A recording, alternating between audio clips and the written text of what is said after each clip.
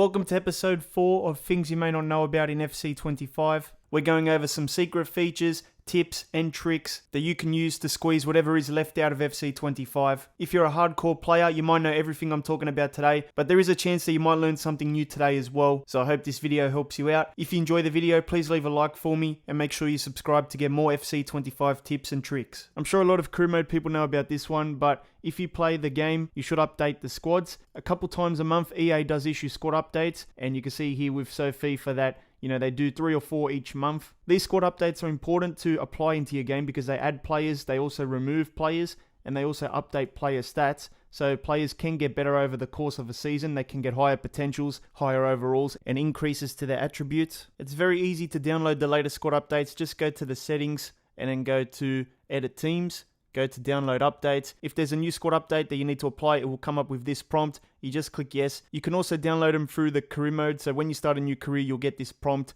and just click download latest. It'll do the work for you there. A lot of people that play this game play just the big modes like clubs, manager or player career, ultimate team. But don't forget that there is tournament mode as well. And this tournament mode could be useful to play tournaments without having all those career mode features. You can just play a Champions League tournament without having to play Premier League matches or do transfers. There's also the Women's Champions League. The Libertadores could be a tournament that you play through tournament mode as well, especially if you're not one to do any South American type of career modes. There's also Women's International Cup, but you can also play full-on leagues like the Premier League, the Serie A, without having to do any career mode business or transfers, and you just play the fixtures pretty much. You can even do just the cups. So if you want to play an FA Cup without having to worry about playing Premier League matches and transfers and career mode business, you can do that here as well. I think tournament mode is a little bit underrated because I think a lot of people just end up playing career mode anyway, but tournament mode could be a lot of fun as well.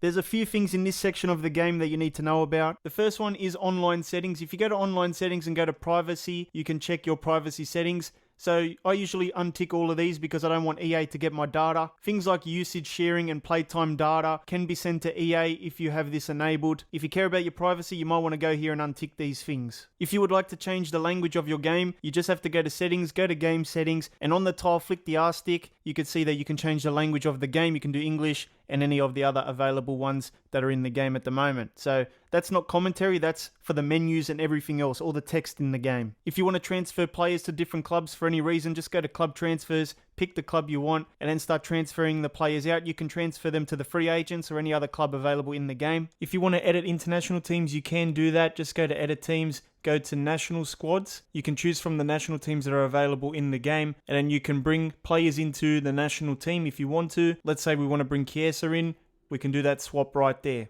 and then save the changes. If we go back to the game settings, there are a few extra things we need to talk about. Under the visual section, there is a thing called Playstyles Plus Overhead Indicators. If you played the game, you might have noticed that there are playstyle icons that go above the players' heads. Sometimes they could annoy people. You can turn that feature off if you don't like it. You might know that the game has a feature called Timed Finishing. It's basically double tapping the shoot button, and depending on the timing, you might do a better shot or a bad shot. You can turn that feature off if you want a more classic FIFA experience. I turn it off because it just gets in the way a little bit sometimes, and I don't see a problem playing FIFA without the timed finishing on. This applies more to maybe career mode people, but there are different difficulty things you can add to your gameplay experience, like competitor mode. It's a setting that's going to be enabled only on legendary or ultimate difficulty, and it simulates the playstyle of some of the world's best FC players. I usually keep it off though. Player-based difficulty is another thing. Star players on the CPU AI team will have enhanced intelligence while being controlled. You might want to turn that on as well if you're finding the gameplay too easy. And another way you can alter the gameplay is through the sliders.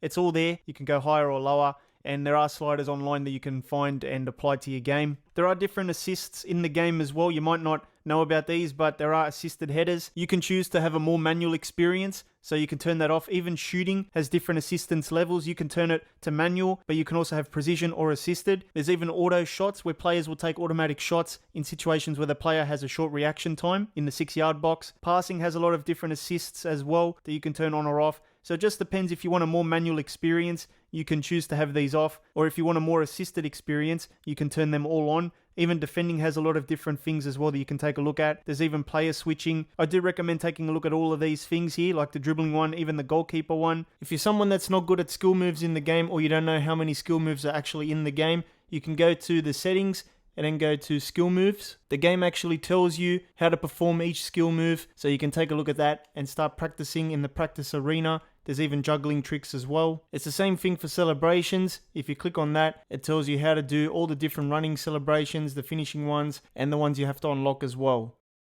Now, a lot of people that use English commentary in the game end up using Derek Ray and Stuart Robson as the commentary team. But did you know that there is a second commentary team in the game, Guy Mowbray and Sue Smith? I'll play a clip of this commentary so you guys can get a feel for it. A very warm welcome to you from Wembley Stadium. I'm Guy Mowbray and Sue Smith is alongside me for commentary.